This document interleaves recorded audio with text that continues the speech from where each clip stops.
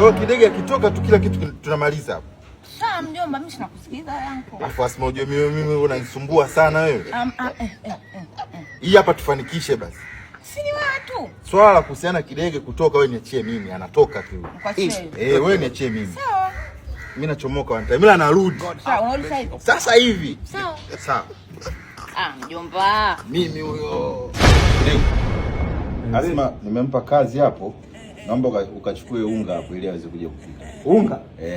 Kama ni unga tayari nishachukua. Mwambie mwambie angalie pale. Asma, unga upo jikoni pale chini. Kabati ili hapa la vyombo, unga uko chini pale. Kwa hiyo unga ulishafuata? Unga nishafuata. Basi haina shida. Kalete maji. Kanua ile maji ya lita 12. Nishachukua hapo kwenye freezer. Nilichukua mawili, lita 12, lita 12, lita 24 zote zipo. Na umefuata pia? Nilishachukua hapo mbele hivi. Kwenye freezer ile sehemu ambayo tunaikaga pale. Sawa. Na shida na vocha, kachukua 10,000. Vocha 10,000 kachukue. Vocha nishachukua. Kwani umetoka chumbani kwako? Ndio.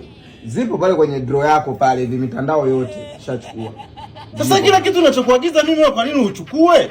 Hiyo tabia gani Kidego? Umeanza tabia gani wewe? Hiyo ni tabia mbaya. Alafu Asma, huyu tukimwendekeza na hii tabia mbaya atafundisha mpaka watoto wa watu. Kuanzia leo asicheze na watoto wa watu. Wewe una Kidege.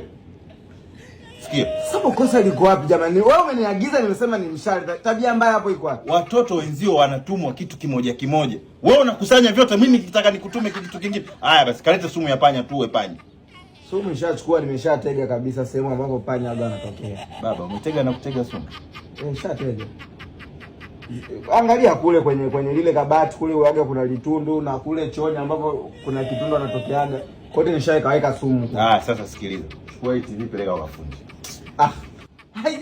Sasa mbona TV na waka hapa inatoa kila kitu, bovu wake nini? Nimekwambia peleka TV kwa fundi, tunabishana. Basi sawa, nilimpigia fundi huko anakuja njiani. Fundi anakuja sasa hivi tu hapa atafika, utamwambia imeharibika nini atengeneze.